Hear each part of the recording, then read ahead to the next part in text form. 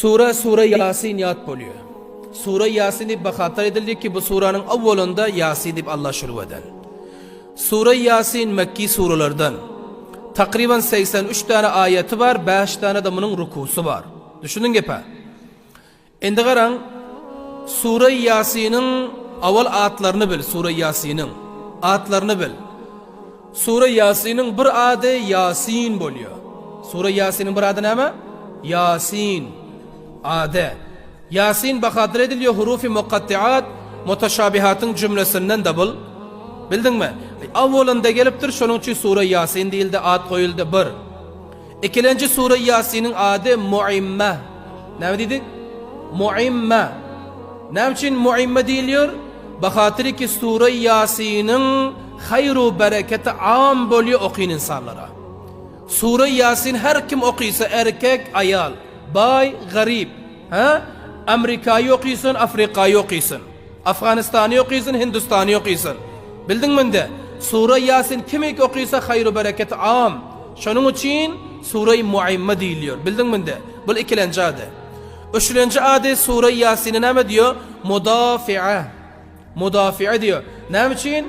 Bakatır ki bir adam ki Sure Yasin okuysa, şul Yasin o insanın üstüne gelecek belaları, musibetleri def ediyor. İnsan Sure Yasin bilen üstüne gelecek belaları, musibetleri def ediyor iken, şu lihazdan bu suranın adına Sure-i Mudafi'a deyiliyor. Düşündün? Ve dördüncü adı Sure-i Kaziye deyiliyor. Ne deyiliyor? Sure-i Kaziye. Ne için Kaziye deyiliyor? Bakatır ki bir adam ki Sure Yasin okuysa, onun hacatları baravarda oluyor. Ey brother, Sure Yasin okuysan hacatların baravarda oluyor. Senin dileğin baravarda oluyor. Bir hacatın var, dileğin var, Sure Yasin okuy, ertir okuy ya akşam okuy, ana son el götür dua et, Allah Teala hacatın kabul ediyor. Şu cihetten bu suranın adı Sure-i ne oldu? Kaziye oldu. 4 tane adını zikrettik. Sure Yasin, Sure-i Muimme, Sure-i Mudafi'a, Sure-i Kaziye. Gibi düşündüm. Şimdi bunun faziletine mi? Hadis-i mübarekede geliyor. Peygamberimiz Aleyhisselatü Vesselam diyor. Her bir zatta kalp var, kalp. Her zatta kalp var, yürek var. Kur'an'ın yürek Sure Yasin diyor. Kur'an'ın yürek ne diyor? Sure Yasin diyor. Ne için ediliyor? Bakatır ki bu Sure Yasin'de muhim meseleler zikir oluyor. Muhim ahkamlar bahs oluyor. Şu cihetten bu kalbi Kur'an oldu. Gibi düşündün mü de? Başka bir fazilet. Hazret Abu Zer razıyallahu teala anhu diyor. Bir insan ölecek olup yatan olsa, Abu Zer diyor. Bir insan ölecek olup yatan olsa, şunun yanına varıp bir adam iki adam Sure Yasin okuyor. Şunun üstüne ölüm ansatlık bile geliyor. Qin alpiyeti ölü bilmeniyeti Sure Yasin okuydu mu, acele gelip duran olsa, onda ansatlık bile ölüm üstüne geliyor. Sure Yasin'in bu ikinci bereketi. Üçüncü bereket ne? Hazreti Abdullah İbni Zubayr razıyallahu teala anhu ne diyorlar? Diyorlar ki bir adam diyor hacatı var bir adamın, muşkulatı var. Şul hacet ve muşkulat üstüne gelmezden avval Sure Yasin okuyup adet eden bolsan, Sure Yasin okuyup ki de oturan bolsan, günde ertirine ya Şam'dan son ya 2 vaktam, onda Allah tebarek ve teala diyor sen hacatlarını beraber dedik koy veriyor diyor. Senin dileklerine gerek zatların Allah Teala öz bitirkidi veriyor diyor. Gününe gelmeyen yerden sana rızık geliveriyor diyor. Düşünün gibinde. Hazret Abu Zer şöyle diyor. Hacatın üstüne gelmezden evvel Sure Yasin'i adet edin brotherlar. Hiç olmasa ertir namazdan sonra Sure Yasin okuyun.